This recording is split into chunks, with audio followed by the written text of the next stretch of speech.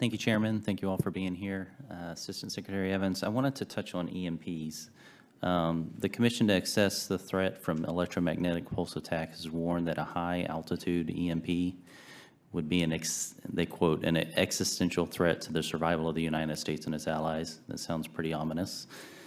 In your written testimony, you mentioned that Caesar's working to address EMP risks by sharing knowledge with industry and developing mitigation strategies. Could you explain to us a little bit of what you're doing to communicate with stakeholders, how the progress is going, what our readiness is at this point? Thank you for the opportunity to talk about that. The administration did pass and send out an executive order dealing specifically with EMPs, and we're leveraging the research that's already there. There's a group that we work with within the national labs called C-SMART, so I'm going to give you the acronym. It's Center for EMP GMD Simulation, Modeling, Analysis, Research, and Testing. And yes, and it involves several of our labs. This is because of that research that was previously done. And so Sandia is at the center, and then we have Savannah River, Livermore is involved, Los Alamos, and Oak Ridge. And then we work with EPRI on this, and a lot of this is how do we model it? How do we do the validations of some of the things that were in that study so that we can actually work with industry through our ESCC work and our oil and natural gas subsector coordinating group and share that research back out with them? Because there's a debate of whether you need to harden it all the way up to military standards or whether you can take a phased approach and what's the impact of that based on the wavelengths. And so that research is ongoing. The test beds are being developed. So to the point about being able to validate the technology and validate the research, that's what we're doing. We intend to accelerate that, provided what happens in our fiscal year 2020 budget. And so I know the House passed it, so you guys included the ability for us to do that research. So we're looking forward to continuing that work.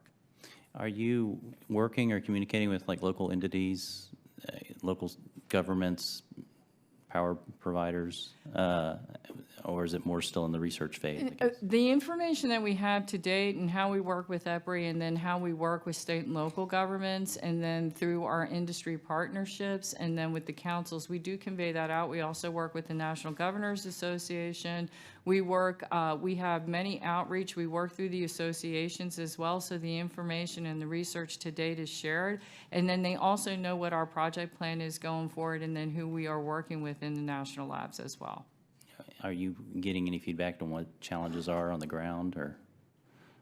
The hardest part is like to what level, and I would like Mr. Torres to jump in here if he feels so inclined, Yep. is what exactly how the investment's going to go forward and how you would harden the different pieces of this.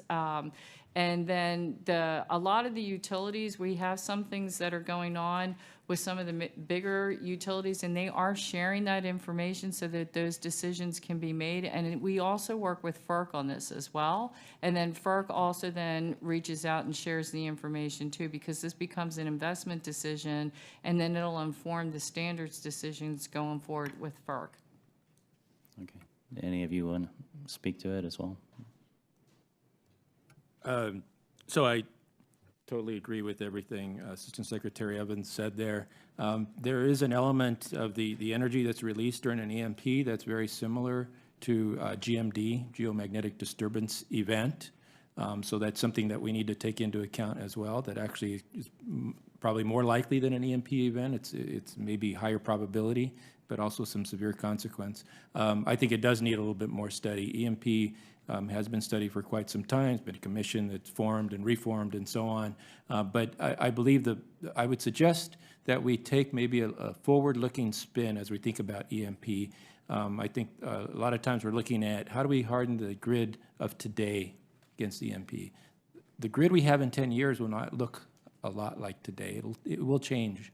There are a lot of things going on right now and where it's become more distributed, the generation mix and so on.